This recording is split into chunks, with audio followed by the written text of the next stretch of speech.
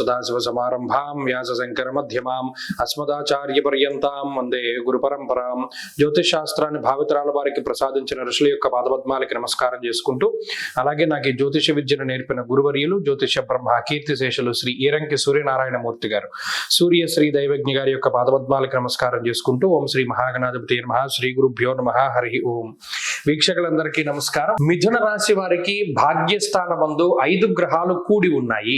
గత వారంలో చంద్రుడితోటి కలిపి 5, ఈ వారంలో కుజుడితోటి కలిపి 5. అయితే ఇక్కడ ఒక మంచి విషయం ఏమిటి అంటే, అష్టమ కుజుని యొక్క దోషం తొలగిపోయినది. అష్టమంలో ఏర్పడ్డటువంటి పంచగ్రహ కూటమిలోంచి ఒక్కొక్క గ్రహం బయటపడడం ద్వారా ఒక్కొక్క రకమైనటువంటి విషయంలో కొంత ప్రశాంతతని పొందగలిగేటువంటి స్థితి ఈ రాశి వారికి ఏర్పడుతుంది.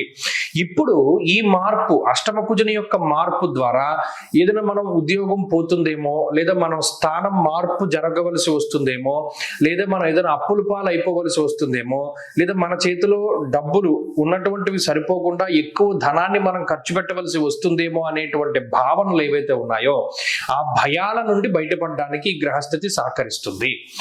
ప్రత్యేకించి మీరు ఏదైతే ప్రణాళిక వేసుకున్నారో ఒక కార్యక్రమం చేయడానికి, ఆ ప్రణాళికాబద్ధంగానే మీ ఖర్చులన్నీ కూడా మీ అదుపులో ఉండేటువంటి విధంగా ఈ గ్రహస్థితి కొంతమేరకు సహకరిస్తుంది. కానీ అల్టిమేట్ గా మీకు మంచి జరుగుతుంది. కానీ జరుగుతూ ఉన్నంతసేపు లేదా దానికి ముందు ఉండేటువంటి సమయంలో మానసిక భయం ఉంటుంది. దానికి కారణం 9లో ఉన్నటువంటి రవి శుక్ర ద్వయము.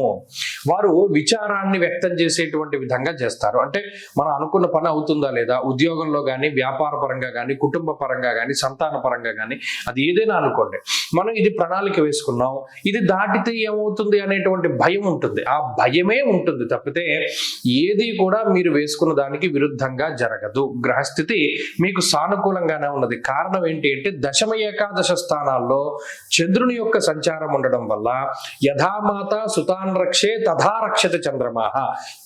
తల్లి తన బిడ్డను ఏ విధంగా రక్షిస్తుందో చంద్రుడు కూడా మిమ్మల్ని ఈ వారంలో కాపాడుతాడు. కాబట్టి ఇక్కడ కొన్ని రకాలైనటువంటి ఇబ్బందులు ఉండొచ్చు, ఉద్యోగ పరంగా కానీ, వ్యాపార పరంగా కానీ, కుటుంబ పరంగా కానీ, మరేతరత్ర కొంత టెన్షన్స్ ఉండొచ్చు. కానీ మధ్యలో కొంత మానసిక ప్రశాంతతని ఏర్పరచడానికి, లేదా మీరు అనుకున్నటువంటి విధంగా పనులు వెళుతున్నాయి అనేటువంటి విధానాలకి ఈ గ్రహస్థితికి చంద్రుడు కూడా కారణమవుతాడు. కాబట్టి ఈ వారంలో గత వారంతో పోల్చుకుంటే పెద్ద చెప్పుకోదగ్గ మార్పులు ఏమీ లేవు. ఉన్న మార్పుల్లో మీకు కలిసి వచ్చేటువంటిది. అష్టమ కుజుని యొక్క దోషం పోయింది కాబట్టి ఒకంత ఉపశమనంగానే ఉంటుంది. భూపరమైనటువంటి లావాదేవీలు ముందుకు వెళతాయి. ఈ వారంలో మరింత అనుకూలమైనటువంటి ఫలితాలను సాధించడానికై ఎక్కువగా ఈ రాశి వారు దక్షిణామూర్తి యొక్క ఆరాధన చేస్తూ ఉండడం చెప్పదగినటువంటి సూచన. ఈ వారంలో కలిసి వచ్చేటువంటి రోజు సోమవారంగా చెప్పవచ్చును. అదృష్ట సంఖ్య 1, అదృష్ట వర్ణము తెలుపు. తదుపరి కర్కాటక రాశి.